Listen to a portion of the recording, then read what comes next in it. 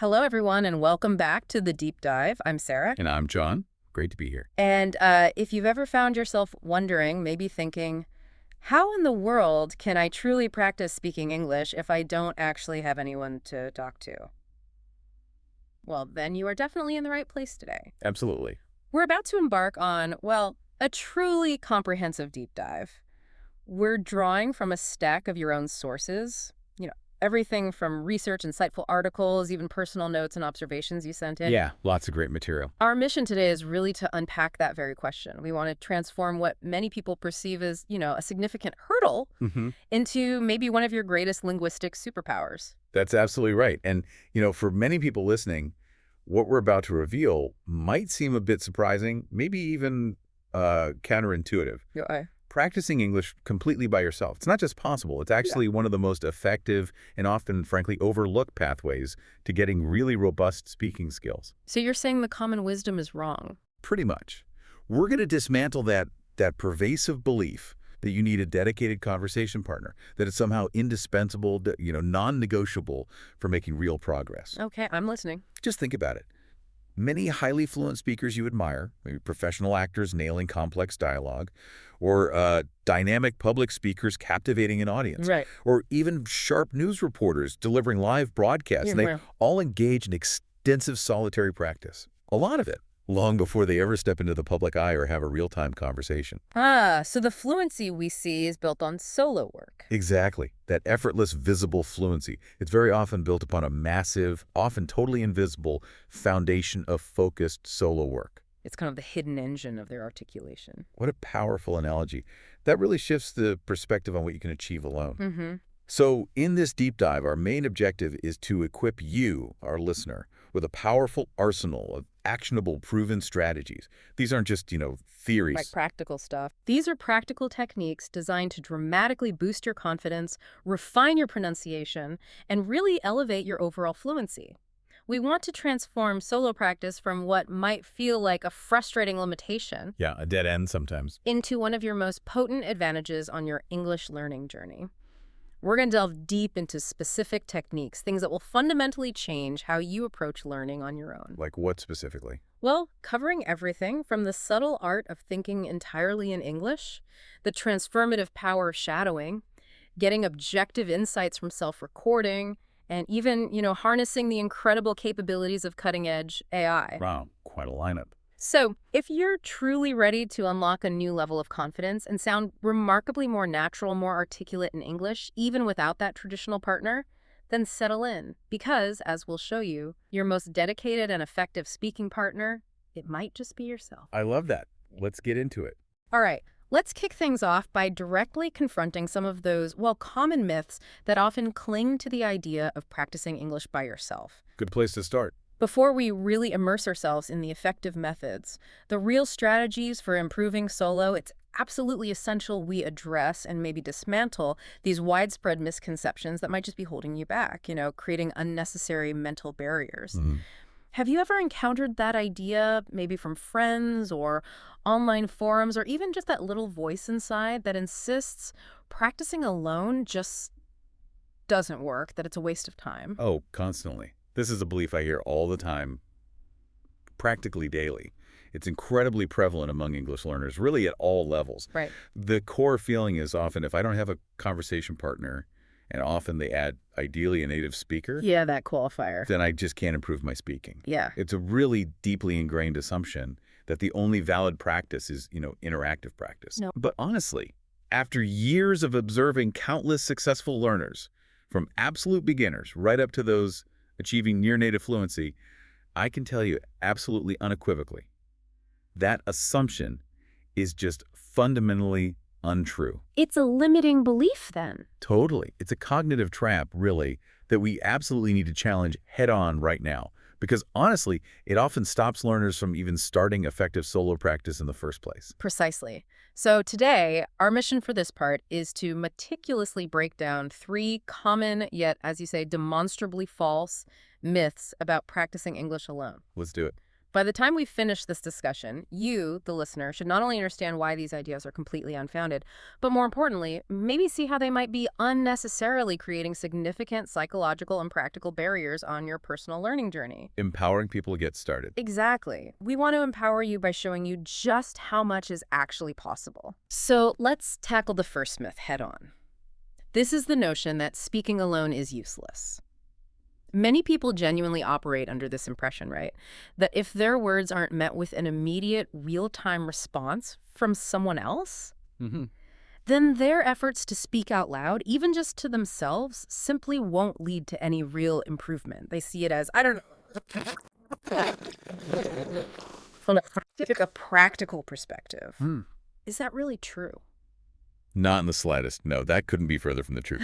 Actually, speaking alone, even without someone listening, actively and powerfully helps you get fundamentally comfortable with the language. How so? Well, in a way that purely social interaction, especially maybe early on, often struggles to provide.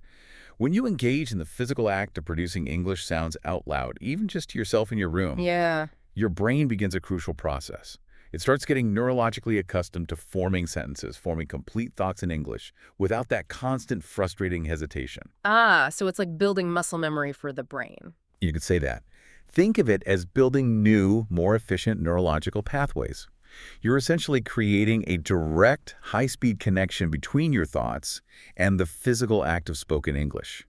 You're bypassing that detour, that often energy-sapping detour, through your native language. Okay, that makes sense. No translation step. Right. You are, quite literally, training your vocal muscles and your cognitive processes at the same time, forging a new direct link. That's such a powerful way to put it. Neurological pathways and vocal conditioning. It makes so much sense. Maybe an analogy could help. Think about professional athletes. Mm-hmm. They don't only rely on game days or team practices to get better, right? Absolutely not. Absolutely not. They dedicate countless hours to solitary training, meticulously refining their techniques, practicing specific movements, building muscle memory through sheer repetition. Like a basketball player shooting free throws. Exactly. Hours alone. Or a marathon runner working on their stride and pacing by themselves for miles and miles. They aren't waiting for a race to hone their fundamental skills. They understand that foundational solitary practice is, well, paramount. Precisely. And that exact principle applies directly and really powerfully to English learners. Solo practice, when you do it intentionally, it helps build absolutely crucial confidence. Why confidence specifically? Because you're experimenting, you're making mistakes, you're pushing your boundaries in a completely low-stakes, judgment-free zone. Right. Nobody's listening critically. Exactly. There's zero pressure to perform or impress anyone else. And this focused individual effort, it dramatically improves your pronunciation. How does it help pronunciation more than conversation? Because you can intently focus on individual sounds, intricate intonation patterns, subtle stress variations, without any external distractions or the pressure of keeping a conversation going. Okay, focused practice. And critically, it strengthens your overall fluency. Yeah. It makes the very act of speaking more automatic, more spontaneous, and just significantly less effortful. You're diligently laying down those indispensable foundational skills. Which then show up in real conversations later. Exactly. They'll seamlessly and confidently shine through. Okay, that busts myth number one pretty convincingly. Now here's another incredible common one. It surfaces everywhere, forums, online groups, even just casual chats. The firm belief that I need a native English speaker to truly improve. Ah, yes, the native speaker obsession. This one seems to be a real sticking point for many learners. It creates this sense of dependency, doesn't it? What's your take? Oh, I encounter this one constantly, and I can say with full conviction it is simply not true that having conversations only with a native speaker is the sole, viable, or even always the optimal way to achieve significant improvement. Okay, so it's not the only way. Right. While sure, having opportunities to interact with native speakers can certainly be beneficial, it offers authentic exposure to nuanced speech, idioms, cultural context. It is unequivocally not the sole or exclusive path to fluency. In fact, a vast number of highly successful English learners, many who've reached incredibly high levels, even near native proficiency, they've done so without ever having regular or sustained or even frequent chats with native speakers. Really? How did they manage that? Their individual journeys often relied quite heavily on strategic self-study. and highly effective solo practice techniques like the ones we're discussing. It proves that external interaction, while helpful, isn't always the main driver. That's a crucial distinction. And I mean, what's truly transformative now is how the internet and digital tech have completely reshaped language learning, right? Right. It makes this myth even more obsolete. Absolutely. The landscape has changed entirely. Today, there are just so many readily available, high-quality resources right at your fingertips. You can immerse yourself in authentic English through countless videos, engaging podcasts, Movies, audiobooks? dynamic online communities. You get exposure to natural speech patterns from all over the world. And furthermore, those incredible advances in AI chat tools. Game changers. They allow you to practice speaking and get immediate feedback on native-like pronunciation on demand, anytime, anywhere. It's amazing. You can access an unparalleled wealth of native-level input and practice sophisticated output without ever needing to physically be with a native speaker. The digital world is your classroom now. Precisely. And it's also important for you, the learner, to remember a practical truth. Mm. Many native speakers themselves, well, they don't always use perfect grammar. Huh, true enough. Or they might speak really quickly, use tons of slang, maybe incomplete sentences, or even make grammatical errors in just casual, rapid-fire conversation. Relying only on them might actually introduce some, let's say, less than ideal habits. That's a very fair point. The truly crucial point for your journey as a learner is to focus diligently on improving step by step. Prioritize clarity, accuracy, consistent fluency development. You certainly don't require constant interaction with a native speaker for that kind of incremental, consistent, and highly effective improvement. So the goal is effective communication, not necessarily mirroring one specific native speaker. Exactly. And that effective, confident communication can be meticulously built and refined through dedicated, independent practice. Okay, myth 2 debunked. Let's address the third one. And this one often comes with maybe a slight blush or a nervous giggle. The idea that talking to yourself is weird. Ah, the embarrassment factor. This one often feels the hardest for people to get past because it kind of goes against our social conditioning, right? But honestly speaking for myself, I talk to myself all the time. Me too, all the time. Whether I'm mentally planning my day, processing thoughts, or even rehearsing a tricky conversation in my head. It's like an internal monologue just popping out sometimes. Oh, absolutely. And despite what that little voice of self-consciousness might be whispering in your ear, talking to yourself is truly, no exaggeration, a fantastic, incredibly effective, and utterly normal way to practice English. So it's not weird. Yeah. Not at all. A significant number of learners, they often feel this deep sense of embarrassment or self-consciousness about speaking English alone, especially if they worry someone might, accidentally overhear them. Yeah, the fear of judgment. But let's be brutally honest for a moment. If you don't actively practice producing the language vocally, how can you genuinely expect to improve? Good question. Language acquisition is fundamentally a skill of doing, of active production, not just passive knowing or understanding. If you're not vocally engaging producing the language, you're simply not fully activating the parts of your brain and your vocal apparatus that are absolutely necessary for developing fluent, automatic speech. You need to physically articulate. Exactly. And just to reiterate, it is not weird at all. In fact, it's a perfectly normal, highly beneficial, widely recognized part of the language acquisition process. Countless language learners across the globe, from beginners right up to seasoned polyglots, they consciously integrate this technique into their routines. And what's more, think about those professional speakers again. Right, the ones on stage. People delivering impactful TED Talks or flawlessly hosting major TV events. Do you think they just wing it? Yeah, well, Absolutely not. They meticulously rehearse their speeches alone, out loud, probably numerous times before they ever step into the public spotlight. They practice their intonation, their pacing, their word choices, their emotional delivery. It is a vital, non-negotiable part of perfecting their public performance. That alone should normalize this practice for you. Absolutely. So to every single person listening right now, please, I urge you, do not let the fear of seeming weird hold you back. Don't be afraid to talk to yourself in English. Embrace it. Embrace it fully. It is genuinely one of the most effective, most accessible, and crucially, one of the lowest pressure ways to practice and build your English skills. It's your entirely personal, completely judgment-free zone. You can freely experiment, make errors, and grow without any external scrutiny. Consider it your linguistic laboratory. I love that linguistic laboratory. Okay, so now that we've thoroughly, and I hope convincingly, busted these common myths that might have been creating those mental roadblocks, Hopefully. let's transition from what not to believe to the real core of this deep dive: the powerful, actionable strategies. These are the proven techniques you can meticulously integrate into your routine to significantly improve your English speaking skills all by yourself, starting right now. Let's get practical. And first up is one of my personal favorites. It's a foundational mental shift, really, but it has profound impacts. Thinking in English. Yes.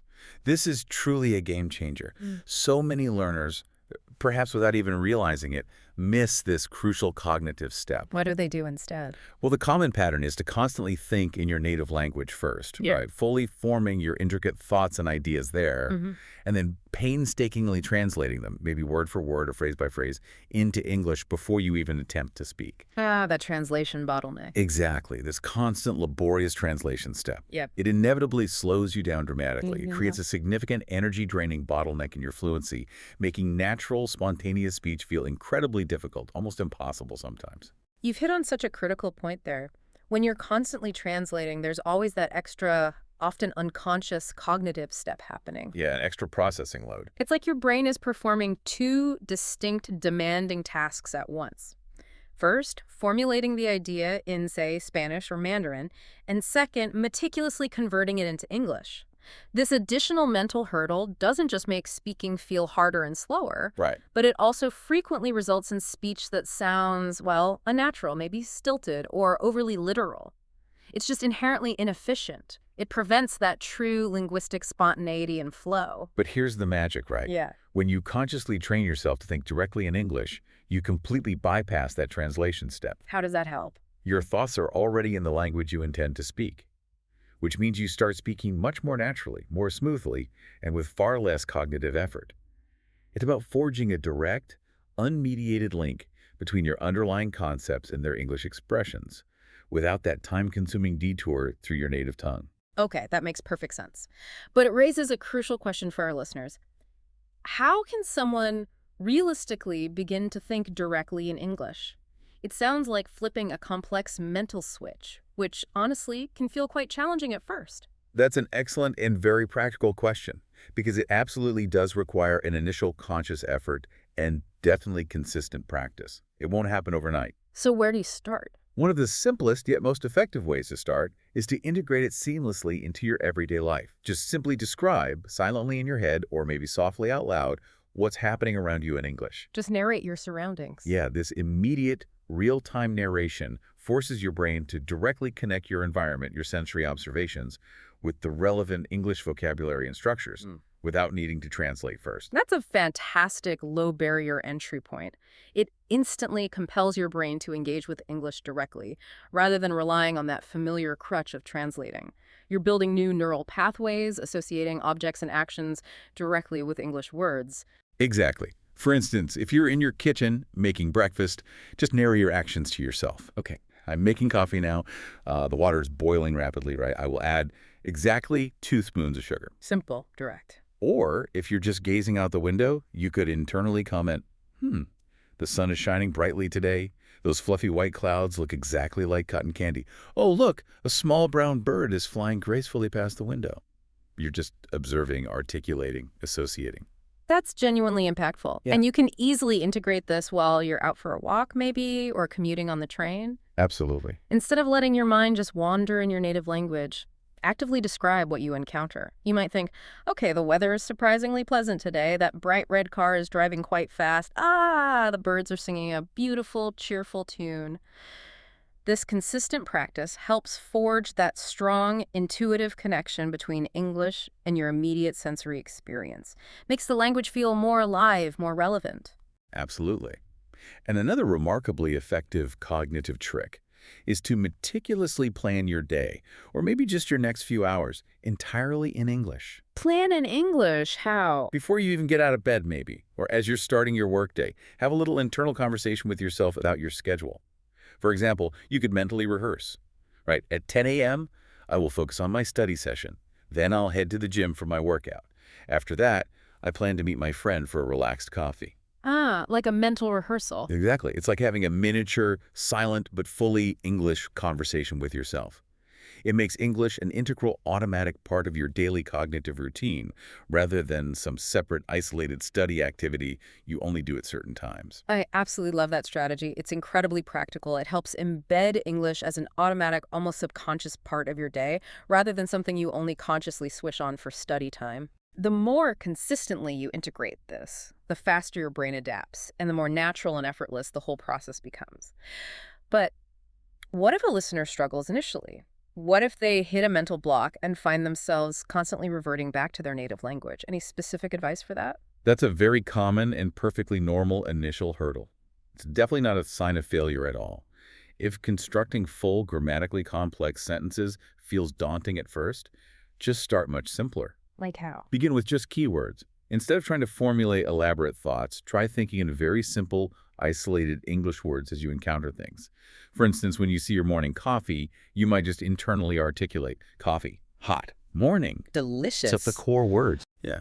Or if you're looking at your phone, phone, screen, message, bright. Over time, as you consistently practice this direct association, your brain will naturally and progressively start filling in the grammatical gaps. It'll connect those isolated keywords into increasingly complex and coherent sentences.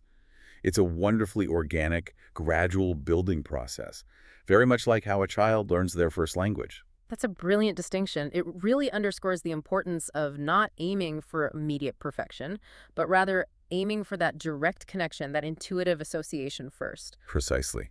Furthermore, if you find yourself consistently getting stuck, or your mind just automatically reverts to your native language despite your best efforts, try a unique visualization technique. Visualization. Use pictures instead of words in your mind.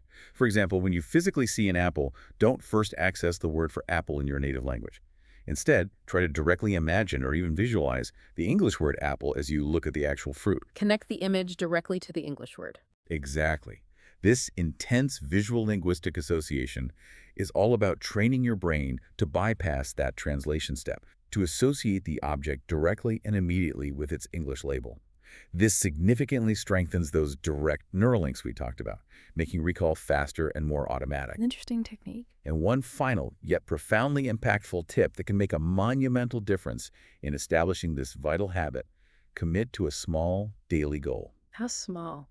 Try to think in English for at least 5 minutes a day. Sounds like a remarkably small commitment, right? Yeah, very manageable. But consistency, even in these microdoses, is vastly more effective than sporadic, longer sessions.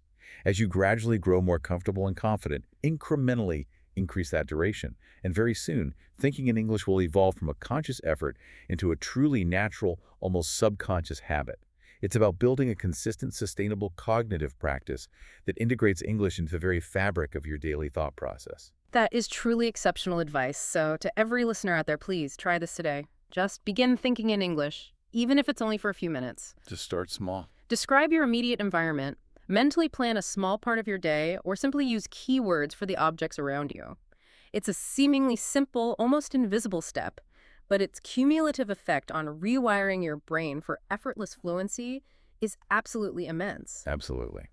And coming up next, we're going to delve into another incredibly powerful and often underutilized technique that will help you refine your spoken English to sound even more like a native speaker: the art of shadowing.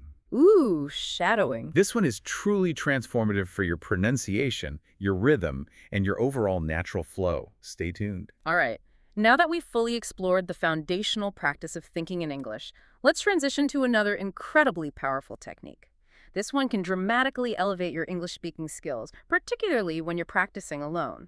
The method known as shadowing. Ah, shadowing, yes. For those who might be unfamiliar, have you encountered this highly effective linguistic exercise before? Or perhaps tried it? Oh, yes.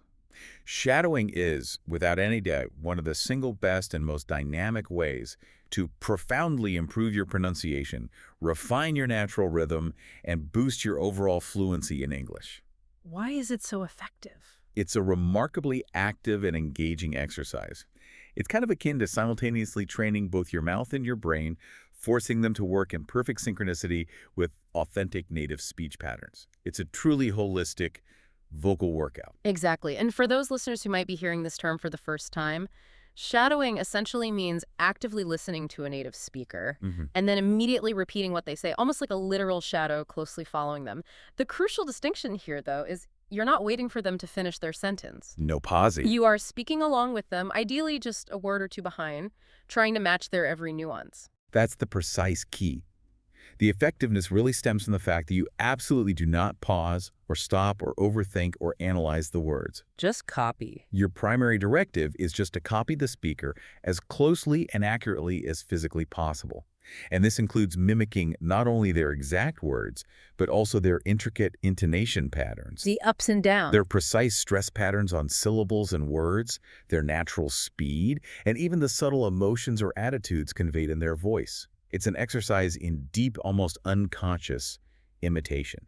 You're training your vocal apparatus to reproduce native speech automatically. So, given its complexity, its nuanced nature, how can someone effectively begin to integrate shadowing into their solo practice routine? What's the very first, most practical step to get started with this? That's an excellent starting point. Step one is critically important: choosing the right audio material. What kind of material? You need to select something that features clear, natural speech, and ideally something you find genuinely interesting and engaging, so you stick with it. Good, accessible options often include segments from a podcast episode, maybe where the speakers articulate clearly. Like this one, hopefully. Hopefully. Or a YouTube video featuring a straightforward interview or a well-delivered lecture. Even a short scene from a movie or TV show, provided the dialogue is distinct and not overly fast or mumbled. What should beginners avoid? At the beginning, it's definitely best to avoid anything with very rapid speech, complex accents you're not used to, or heavy background noise. Keep it simple and clear initially. Yes, and to avoid getting overwhelmed, it's always best to start short, right?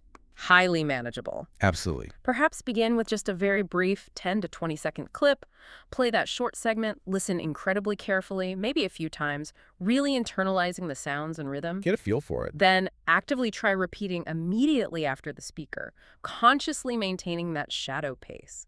The initial goal isn't necessarily getting every single word absolutely perfect. No, not at all. The primary focus is more on flowing with the speaker, matching their rhythm and intonation.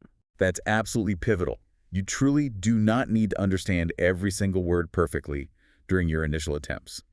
The foundational goal of shadowing is to meticulously copy the pronunciation, the natural speed, and the precise tone as closely as you possibly can. So it's more about the sound than the meaning at first. Exactly. It's far more about the physical motor act of producing the sounds and mimicking the speech patterns than it is about deep semantic comprehension at this stage. The understanding that will naturally deepen over time as you become more comfortable. But the initial vital focus is on the biomechanics of speaking. Got it. Any pro tips for making it work even better? Yes. Here's a highly effective pro tip that countless learners find incredibly beneficial. For your first few attempts, or maybe if you're struggling with a particularly tricky segment, try practicing with subtitles turned on. Use the text as a guide. Right.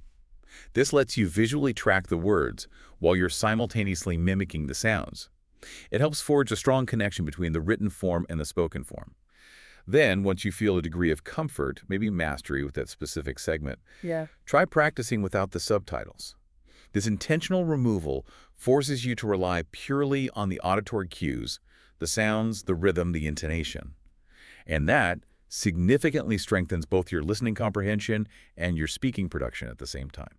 Okay, subtitles on, then subtitles off. Makes sense. Now, you touched on this earlier, but could you maybe elaborate more deeply on why shadowing is such an incredibly effective technique? What exactly is happening in our brains and our mouths when we consistently do this? What makes it so transformative? Well, it works because it fundamentally forces you into a state of real-time language production. Not just passive listening. Exactly. When you shadow, you're not merely passively memorizing isolated words from a list or, abstractly conjugating verbs in your head or consciously applying grammar rules. Instead, you are actively training your brain and your entire vocal apparatus to process and produce the language exactly as a native speaker would under real-world conditions. That speeds things up. It rapidly creates a direct, spontaneous, intuitive link between the auditory input you receive and the spoken output you produce. This direct connection drastically reduces the processing time, making your speech much more fluid. That's a profound insight. It also delivers, presumably, a dramatic improvement in pronunciation. Hugely, because you are directly mimicking authentic natural speech in context.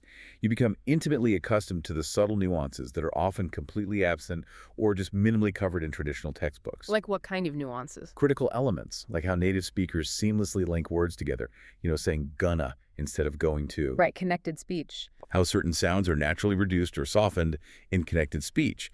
And crucially, how to instinctively use the correct rhythm and stress patterns within sentences. These are absolutely vital for sounding natural. It's a truly holistic and organic approach to perfecting pronunciation, going way beyond just individual sounds. Yes, the whole process is remarkably analogous to learning to sing a song. How so? When you listen to a favorite song multiple times, over and over, right, and then you begin to sing along, eventually the lyrics, the intricate melody, the underlying rhythm, they become deeply ingrained, automatic. Yeah, you don't even think about it. Exactly. You no longer have to consciously think about each individual note or every single word. It just flows. The exact same neurological and physiological process occurs with English through consistent shadowing. Through diligent repetition, those natural, authentic speech patterns become deeply ingrained in your mind and muscle memory. They become automatic for you, allowing for spontaneous, effortless output. That analogy resonates perfectly, makes complete sense. But like any powerful technique, I imagine there can be common pitfalls or missteps learners often encounter when trying shadowing for the first time. Oh, for sure. What are some of these common mistakes we should advise our listeners to actively avoid? Okay, one very common and immediate mistake is choosing audio material that is far too fast, especially when you are just starting your shadowing journey. Too ambitious. Yeah. If you're a beginner or just new to this specific technique, it is absolutely crucial to start with slower, very clear speech. Attempting to keep pace with extremely rapid dialogue will inevitably lead to frustration, overwhelm, and ultimately, you'll just give up on the technique. So start slow and build up. Exactly. You can and should gradually increase the speed and complexity of the audio as your skills progressively improve and your comfort level grows. That's incredibly important advice. Never overwhelm yourself at the outset. Another common mistake I've frequently observed is learners striving for absolute perfection right from their very first attempt. Yes, the perfectionism trap. They get easily discouraged or disheartened if they don't get every single word, every nuance, every intonation exactly right immediately. You've hit on a critical point. It is perfectly acceptable and, in fact, entirely expected if you don't articulate every single word perfectly at first, or if your pronunciation isn't immediately flawless. So mistakes are okay. More than okay, they're part of it. The overarching goal here is consistent effort, gradual incremental improvement, and persistent practice. Not instant perfection, just keep practicing. Focus intently on the overall flow, the rhythm, the mimicry, the accuracy and precision. They will naturally and significantly improve with dedicated time and relentless repetition. And one final, yet profoundly crucial mistake to avoid: mumbling or merely whispering the words. Not speaking up. Right. To truly and effectively improve your confidence and rigorously train your pronunciation muscles, you absolutely must articulate the sounds clearly, audibly, and with intent. Whispering or simply mouthing the words silently just won't provide your brain or your vocal apparatus with the necessary active practice they need to develop true fluency and accurate pronunciation. Your vocal cords, your tongue, your lips, they all need to be actively engaged and trained for effective results. That is truly great, actionable advice. So everyone listening, I strongly encourage you. Give shadowing a dedicated try. Just select a short, clear audio clip, repeat immediately after the speaker, and crucially, don't worry about making mistakes. They are simply steps in the learning process. Embrace the imperfection. Focus intently on the flow, the rhythm, the sounds. Over time, you will unequivocally find yourself sounding dramatically more natural, more fluent, and more confident in your English speaking. Yes. And coming up next, we'll transition to another incredibly powerful method. This will genuinely take your speaking skills to the next level, moving beyond just mimicry into active, independent language production. The simple yet profound act of speaking out loud, even when you have no one else around. Stay with us. All right. Now that we've deeply explored thinking in English and the transformative power of shadowing, let's move on to another fantastic, yet often surprisingly overlooked, technique for practicing speaking English alone. The simple, direct act of speaking out loud. Sounds basic, but it's vital. It sounds remarkably obvious, almost too simple maybe. Yet many learners inadvertently overlook its absolute, non-negotiable importance. Do you truly believe speaking out loud, even without a conversation partner, makes a significant, tangible difference? Oh, absolutely. This is an unequivocally critical point, and one that, as you rightly noted, far too many learners unfortunately miss. A common, pervasive mistake learners make is to primarily engage with English only in their heads. Just reading and listening. Yeah. They dedicate countless hours to reading, they listen extensively, they might even write diligently, but they crucially fail to physically produce the language vocally. So the mouth doesn't get practice. Exactly. If you don't consistently, actively, and intentionally say the words out loud, your mouth simply doesn't get accustomed to forming the unique English sounds. Your tongue doesn't develop the necessary agility and muscle memory. Your vocal cords don't receive the indispensable practice required for fluent articulation. Like that pianist analogy you mentioned earlier. Exactly like that talented pianist who only meticulously reads sheet music but consistently neglects to physically touch the keys. Ooh. The theoretical knowledge might be there, but the practical skill remains totally undeveloped. That's such a perfect analogy. It really reinforces that speaking is as much a physical act, a motor skill, as it is mental and cognitive. You have to actively train those muscles, those neural pathways, those vocalizations. And the best, most direct, most efficient way to do that is by consistently talking out loud as much as humanly possible whenever and wherever you find the opportunity. Turn downtime into practice time. Exactly. So to help our listeners put this into immediate practice, we're going to outline 3 simple yet incredibly effective ways you can integrate speaking out loud into your daily solo routine. Okay, what are they? Describing things around you, telling stories, and engaging in role-playing scenarios. Great. Practical methods. All right, let's start with the first method. Simply describing things around you. This technique is wonderfully accessible. Requires no special equipment, no elaborate setup.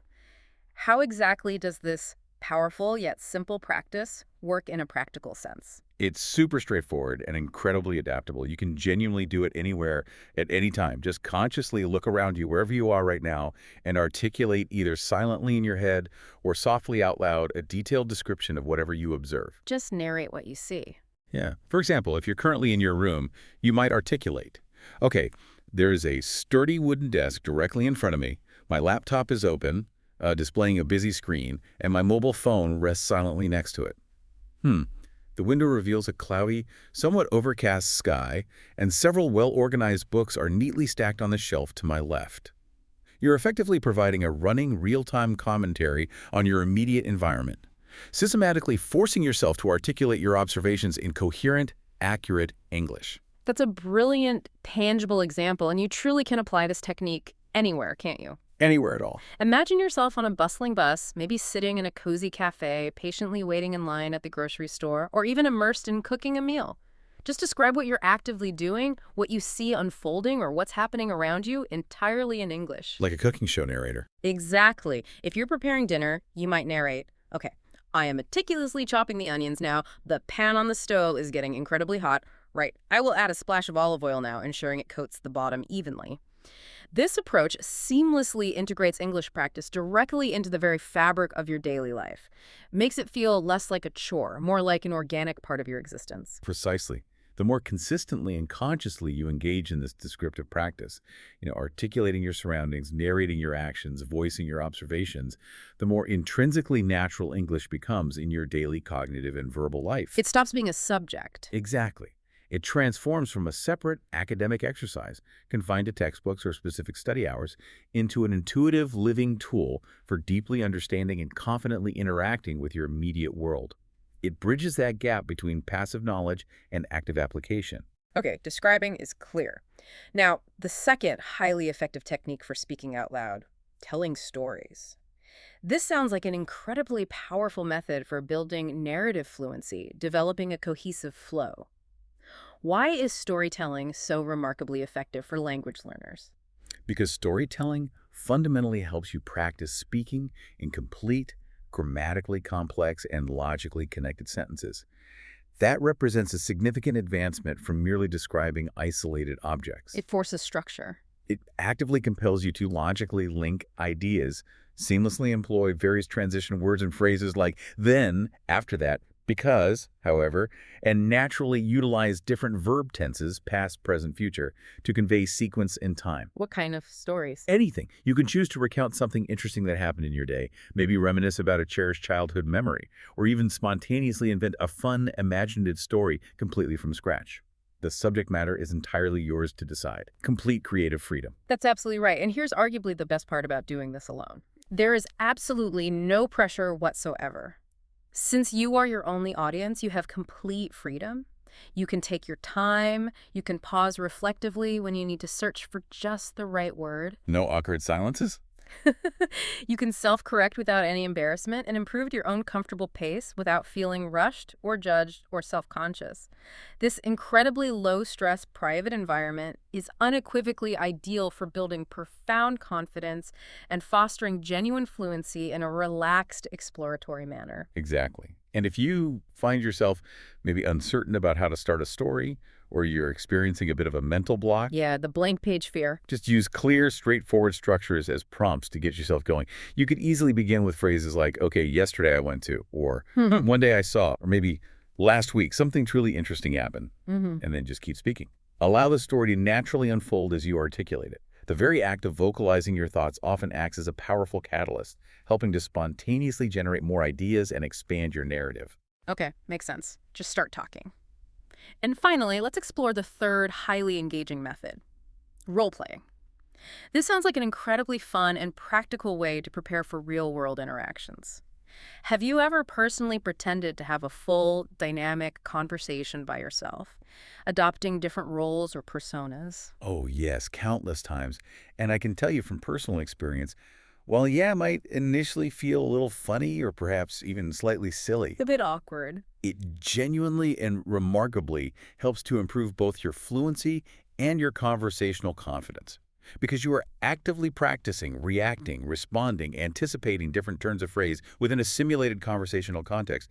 You're mentally rehearsing how you would formulate and express various ideas and responses, effectively building a muscle memory for dialogue. Absolutely. You can simulate an astonishing variety of practical real-world scenarios, like imagine yourself ordering food at a busy restaurant. Classic one. Or confidently introducing yourself in a high-stakes job interview, maybe asking for precise directions while navigating a foreign city, or even articulately arguing a point in a simulated debate. Practicing negotiation. Yeah.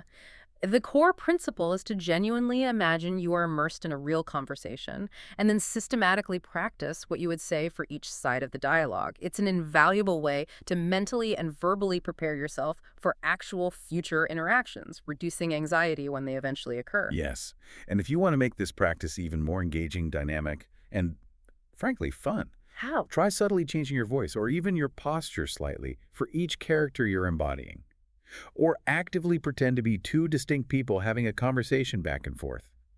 This playful element can significantly reduce self-consciousness, make the practice session far more memorable, and genuinely enjoyable. It transforms a potential chore into a creative exploration. That's a brilliant tip. It definitely keeps the practice interesting and incredibly engaging, almost like a fascinating mental exercise in improvisation and adaptability. So, to everyone listening, I strongly encourage you, start speaking out loud today. Just try it. Describe what you see, tell stories about your experiences or make them up, and actively role-play conversations. Yeah. These simple, highly adaptable exercises, when done consistently, will profoundly help you become dramatically more confident and effortlessly fluent in English, all from the comfort and privacy of your own space. Yes. And coming up next, we'll dive into another powerful method that leverages the incredible technological advancements available today, using AI and specialized language apps to dramatically enhance your speaking practice. The tech angle. Stay with us because this truly is a game changer for solo learners. All right, now let's turn our attention to something truly modern, incredibly exciting, and frankly, utterly revolutionary in the realm of language learning. Leveraging the immense power of artificial intelligence and specialized language apps to supercharge your English speaking practice. The future is now. These sophisticated tools are fundamentally revolutionizing what's genuinely possible for the solo learner. They're opening up entirely new dimensions of accessible, personalized practice. Yes, and they are not just helpful. They are, in my opinion, truly indispensable for many learners today. There's an astonishing array of AI-powered apps readily available now that allow you to engage in real-time speaking practice with virtually instant, incredibly precise feedback. Instant feedback is key.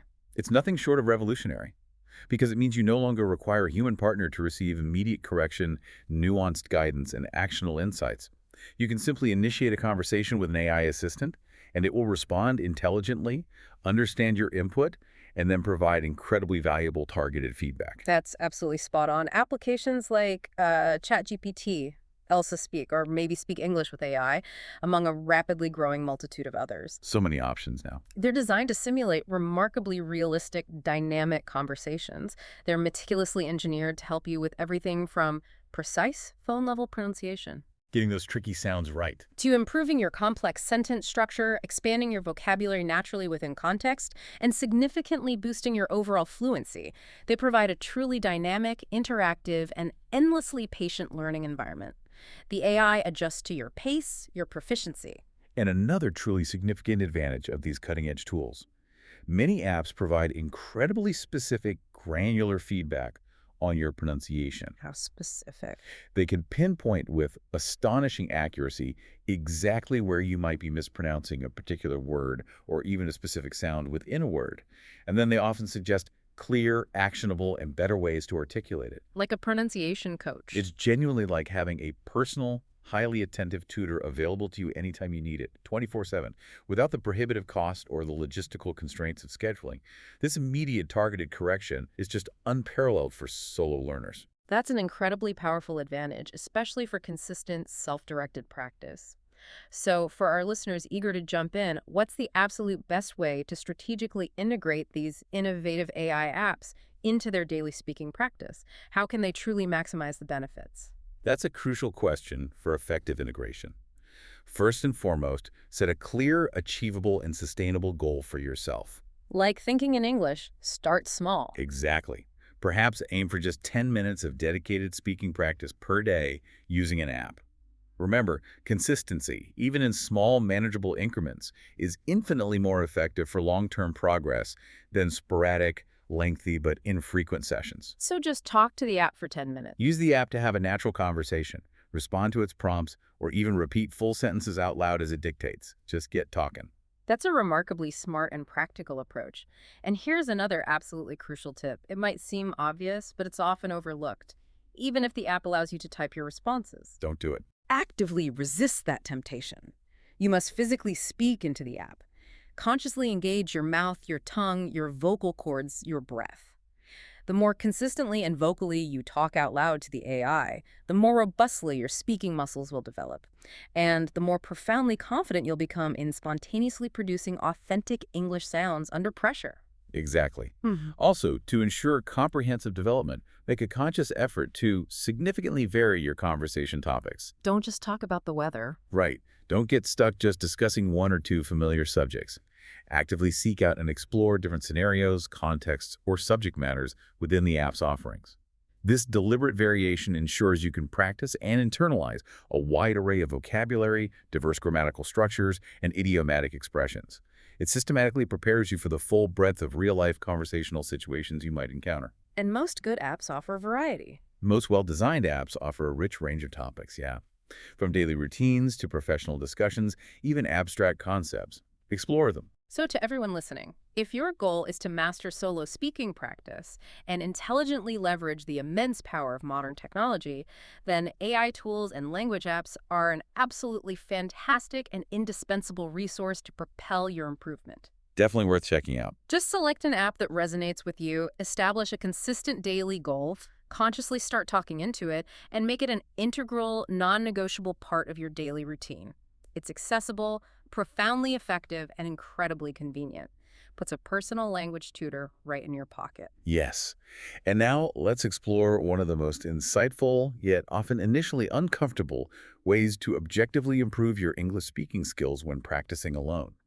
The powerful technique of self-recording. Recording yourself. And then actively, critically listening to yourself for invaluable feedback. That's right, self-recording. Many people might initially recoil from the idea, maybe find it a bit awkward, but as you said, it's an incredibly powerful technique for independent improvement. From your experience, why is this so useful? What distinct advantages does it offer that maybe other methods miss? Oh, absolutely. It is quite literally indispensable for serious learners. The profound truth is that many learners simply don't truly realize how they actually sound when they speak English. You don't hear yourself accurately in the moment. Rarely. They might harbor unconscious habits, pronunciation quirks, or grammatical errors that are completely imperceptible to them while speaking.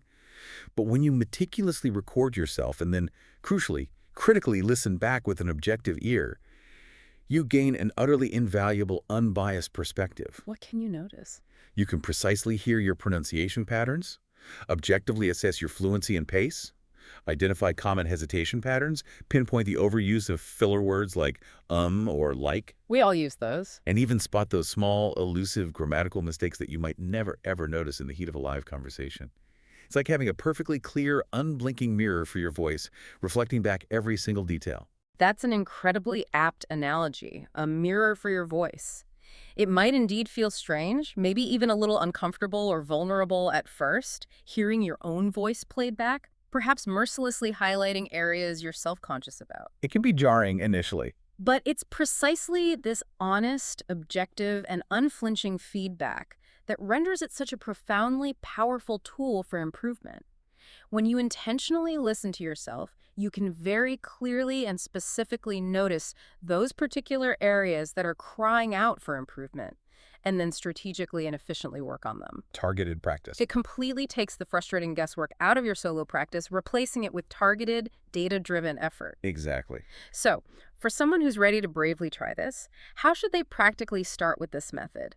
What's the structured process for effective self-recording and analysis to really maximize its benefits? Okay, it's actually quite straightforward to implement once you commit. First, you need to select a specific topic to speak about. What kind of topic? It can be anything at all. Something you're passionate about, something you just learned. Describe your daily routine in detail. Recount a vivid dream you had. Express your opinions about your favorite movie or a compelling book. Explain a complex hobby, or simply read aloud from an engaging article or a chapter from a novel. The key is to have something concrete and engaging to talk about. It provides structure to your spoken output, yes. Then, use any readily available recording device. Your smartphone, for instance, almost certainly have a built-in voice recorder app, or you can download one easily. Just use your phone. Simple as that. Hit the record button and start speaking. The critical aspect here is to try to speak as naturally and spontaneously as possible, as if you're genuinely having an unscripted conversation with a real person, rather than stiffly reading from a prepared script. Why is natural speech important here? The ultimate goal is to capture your most natural, unedited speaking patterns. That includes any pauses, hesitations, or filler words, so you have an authentic baseline to analyze. Exactly. After you've bravely recorded yourself, the most important and transformative step is to listen critically to your recording. This is key. Do not just listen passively like it's background noise. Engage your analytical mind. Ask yourself a series of specific, probing questions. Did I speak clearly? Did I articulate each word distinctly? Did I hesitate too much or rely excessively on filler words like or like? Be honest with yourself. Was my intonation natural and expressive, or did I sound flat, monotonous? Did I pronounce those specific words correctly, especially the ones I know I frequently struggle with? Was my grammar accurate, or did I notice common errors recurring? Be your own most insightful, yet also kind, critic. And here's a truly invaluable tip for achieving advanced improvement and accelerating your progress. Once you've meticulously listened to and analyzed your own recording, try to compare it directly to a native speaker. Compare your recording to a native speaker's. Find audio of a native speaker articulating similar words, phrases, or sentences. Actively listen to how they articulate specific sounds, how they seamlessly link words together in connected speech, and how they utilize rhythm and stress patterns to convey meaning. And then? Then, in your very next recording session, make a conscious, deliberate effort to mimic and match their pronunciation and intonation as closely as you possibly can. This direct side-by-side comparison provides incredibly insightful, actionable feedback that's really hard to get otherwise. So, if your aim is to truly improve your English speaking quickly, efficiently, and with laser-like precision, make the commitment to start recording yourself today. Just give it a try. It's a free, accessible, and profoundly effective way to objectively track your remarkable progress over time and systematically build unwavering confidence in speaking English, even when you're practicing entirely alone. Powerful stuff. Wow, this has been an incredibly rich and comprehensive deep dive today.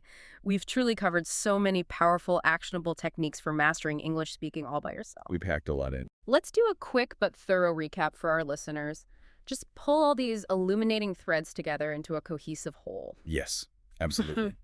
We began by methodically debunking those pervasive limiting myths that often shackle learners. The notion that you simply cannot improve without a conversation partner, Right. or that the act of talking to yourself is somehow weird or ineffective. We established unequivocally that those beliefs are fundamentally untrue, and that there are indeed countless incredibly effective ways to practice and flourish independently. Absolutely. And then, armed with that reframed mindset, we dove headfirst into the practical game-changing strategies. Now, too. We discussed the transformative cognitive power of thinking entirely in English, a method that helps you stay deeply immersed in the language and build direct, efficient neural pathways, completely bypassing that laborious translation step. We also explored the incredible technique of shadowing, where you meticulously imitate native speakers to dramatically refine your pronunciation, perfect your rhythm, and elevate your overall fluency to new heights. We then shared that suite of incredibly practical and adaptable tips for simply speaking out loud in various everyday contexts. This included the accessible practice of describing things around you, Turning observation into practice. which seamlessly integrates English into your daily observations and sensory experiences. We also covered the narrative building power of telling stories, allowing you to practice full sentences, complex ideas, and cohesive narrative flow. Then role-playing. And finally, yes, the engaging strategy of role-playing conversations, which builds crucial confidence and prepares you for hypothetical, real-world interactions. That's such an ingenious way to develop authentic confidence for real-world scenarios long before you ever actually face them. It truly is all about meticulously creating that safe, personal, judgment-free practice space where you can experiment freely and grow without inhibition. Precisely. And let's not forget the transformative power of modern technology, specifically the revolutionary impact of using AI tools and specialized language apps. The instant feedback. Right, providing instant personalized feedback and simulating realistic dynamic conversations. And finally, the utterly invaluable practice of self-recording your speech and then critically listening back to it. The mirror for your voice. Exactly. Which empowers you to objectively track your remarkable progress, pinpoint specific areas for granular improvement over time, and importantly, celebrate your growth. These are all incredibly potent tools readily available at your disposal right now. Okay, so before we draw this comprehensive deep dive to a close, I want to ask you one crucial, perhaps vulnerable question for our listeners. Okay. What is your absolute best, most encouraging piece of advice for someone who might still be feeling a little afraid, maybe deeply self-conscious, about starting to practice speaking English alone? How do they overcome that initial hurdle? That's a profoundly important question, and it's a feeling that resonates with so many learners, understandably. Yeah. My best advice is multifaceted, but it fundamentally boils down to this. First and foremost, please do not be afraid to make mistakes. Embrace the errors. Mistakes are not indicators of failure. On the contrary, they are absolutely essential, invaluable learning opportunities. They are your guideposts. The more you bravely practice, the more you courageously experiment, the better you will unequivocally become. And always remember, in the privacy of your own solo practice, no one, absolutely no one, is there to judge you. This is your completely personal, safe sandbox to play, to stumble, and ultimately to grow stronger. Exactly. You are embarking on the challenging but rewarding process of building a complex skill, and no one, I repeat, no one masters any skill without dedicated practice and without making occasional, necessary missteps along the way. Embrace them as part of the journey. Second, consistency. It is the non-negotiable key to unlocking sustained progress. English fluency is truly a journey, right? A winding path of continuous learning, not some finite destination you reach. And every single small step, every dedicated minute genuinely counts. Even just 5 minutes. Whether it's just 5 minutes of focused shadowing, or recording yourself for a mere couple of minutes, or spending a few intentional minutes engaging with an AI app, commit to doing something, anything, every single day, or at least almost every day. That consistent cumulative effort meticulously builds momentum, reinforces learning, and leads to profound, lasting progress that you'll definitely begin to notice and celebrate. And perhaps most importantly, allow yourself to genuinely enjoy the process. Make it fun. Learning a language at its core should be an inherently fun, fulfilling, and enriching adventure, not some burdensome chore. Seek out techniques you genuinely enjoy, explore topics you deeply care about, and allow yourself the freedom to play with the language, to experiment playfully. And the mindset. And finally, believe wholeheartedly in yourself. You absolutely possess the inherent capacity, the intelligence, the resilience to learn, to grow, and to achieve remarkable improvement. Speak with conviction, even if initially it's just to yourself. Place unwavering trust in your own remarkable ability to achieve genuine fluency. That is an absolutely perfect, empowering note to end on. To all our incredible listeners, remember this profound truth. You've got this. You really do. The power to unlock your English fluency resides within you. Right now, start practicing today. Speak out loud. Unleash the incredible techniques we've discussed, thinking actively in English, the transformative art of shadowing, vividly describing your world, weaving compelling stories, engaging in dynamic role-playing, and leveraging the immense power of AI and objective self-recording. Don't give up. Imagine, just for a moment, the immense freedom, the profound confidence, and the myriad new opportunities that will undeniably open up for you when you can effortlessly articulate your thoughts, your ideas, your emotions flawlessly in English, all from the comfort and empowering autonomy of your very own solo practice. Now, what's one small, deliberate step you will take today to truly begin to unleash that incredible fluency within you?